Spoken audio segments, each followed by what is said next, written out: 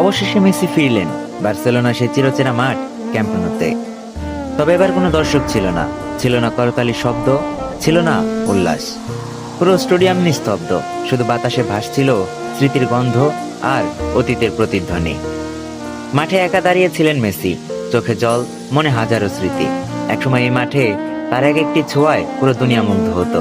আজ এই মাঠই নিস্তব্ধ, যেন সময় থেমে গেছে তার জন্য অপেক্ষায়। তিনি ধীরে ধীরে ঘুরে তাকালেন গ্যালারির দিকে, যে গ্যালারিতে একদিন হাজারো মুখ চিৎকার করে বলতো মেসি মেসি। আজ সেখানে শুধু খালি আসন আর নীরবতা। সেই নীরবতা যেন বলছে, তুমি চলে গেছো ঠিকই, কিন্তু আমরা এখনো তোমায় ভুলিনি। মেসির চোখের কোণে জমে থাকা অশ্রু বলছে অনেক কথা।